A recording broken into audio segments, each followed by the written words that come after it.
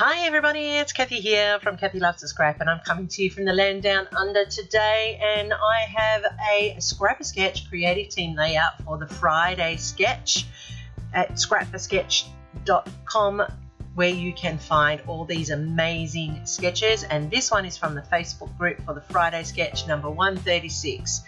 So Lisa has created an amazing sketch, and this is the layout that I have used that sketch to create, and as you can see I've drawn it with an oriental theme. So let's get through it and see how it all came together. Just recently I went to a Kitmore concert with my daughter, and we were in the city at Darling Harbour, and they have the Chinese gardens there, and as we were waiting we took the opportunity to have that photo. So because of that I've decided I'd go with some oriental themed papers, and the greens and the blues pick up the colours in the photos and they complement nicely. So I've put together a whole set of these papers on the same colours, and I use most of them in this layout in one way or the other, but I have a lot left over which I'll be able to use for cards and things later on. So I'm just deciding at the moment which one will be my base page and which one will start my squares that you can see on that sketch. So I'm going to go with the heavy floral in the background, and then I'm going to use the stripes to build my bordered mounting square in the center of my layout, as you can see here. So my first one I've cut down, and it is 10.5 in length by 9.5 in width, and then I have then fashioned down my squares accordingly so that they sit into a nested square pattern, as you can see here. And I have put the stripes running horizontal across the page. That's so that the eye just goes across the page and looks at it, and then my banner has the stripes coming down the page, so automatically they complement each other without clashing. So I'm just layering it up, and as you can see I pushed it over to the right, which Lisa has in her sketch, and then I've decided that I actually need some of this backing piece into the front of my layout, so I'm going to just take that square and from there, which nobody will see because I'm covering it up. Now these papers are Australian made. They are a little flimsy, but that's okay because when I'm layering them up they thicken up and tighten up, so that's a great way to use your thin papers, by layering them on top of each other to build density. So I have cut that banner, and I realised that I cut it a little bit too short, so I've just put a split in it. I was going to run it across, but then I rechecked that sketch, and it just goes into that outer frame, not all the way across. So I have got the gap in the middle, but that's fine because my photos and my embellishments will cover that up, and that's how you can always extend your stash if you make a mistake or you don't have enough but you want it on both sides of an element on your layout.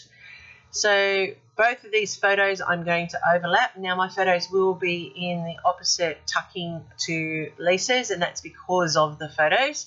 I've got empty space down there at the bottom of that second photo, so I've put that in behind the first photo so that you see the full details, and the empty space is covered up. Now I have cut out using dies a title, and I've done that in gold foil, and it says rare moment because it is a rare moment that I just go out with this daughter. She often spends a lot of time with my mum. She's the one that travels the world with my mum, but her and I hardly go out because of our work schedules. We just don't usually have that much time together. I'm working during the day, she works through the nights, and it's really hard to coordinate time. So we were fortunate enough that this time she took the night off so she could go to the concert, and we went together, just the two of us.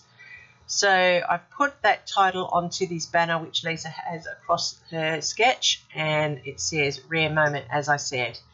I've fussy cut out one of the girls from that paper that you saw with all of the elements on it, and that's going here into the center of my banner. And now all of that space that you saw before where I had that gap in it is now covered up.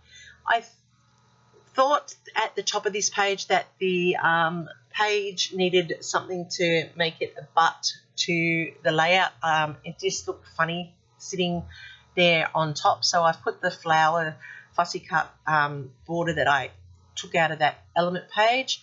I've also kept the circle from the other border on that page, and I've cut out a fan from the check squared paper to put into here, building up the oriental elements onto this layer here. And that's where you see on the sketch the embellishment clusters that Lisa has added. I've fussy cut some butterflies, pardon me, and I've put that onto the layout as well. Now I have added a few extra little butterflies to the scattering that Lisa has on her sketch, but that's just so that there's a balance for the eye, and also it draws your eye a little bit more around that vertical. And you can see that it's a vertical in this one, running from top to bottom or bottom to top with the butterflies, and that's how the eye goes around this page.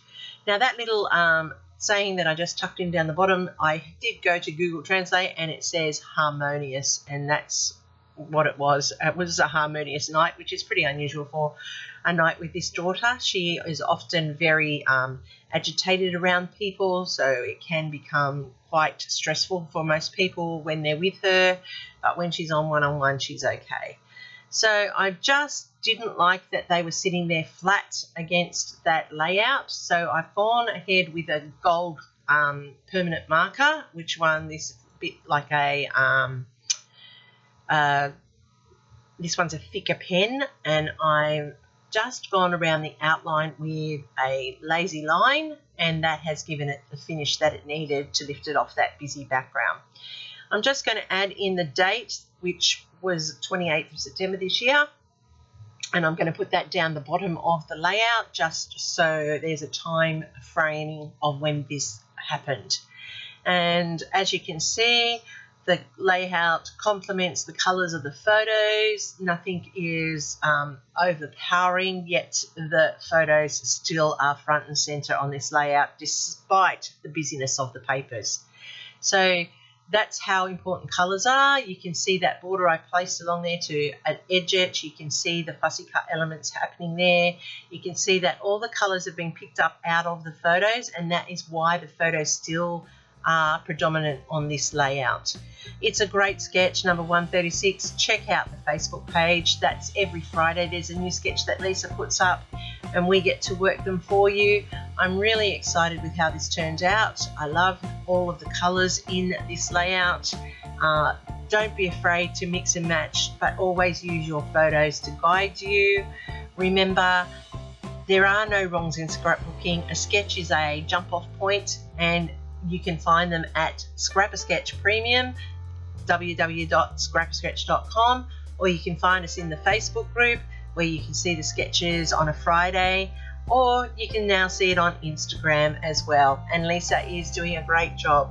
If you like any of the printables or want to be part of seeing all the other things, you can use my 10% discount, Kathy Loves Scrap 10, at checkout to receive your 10% discount.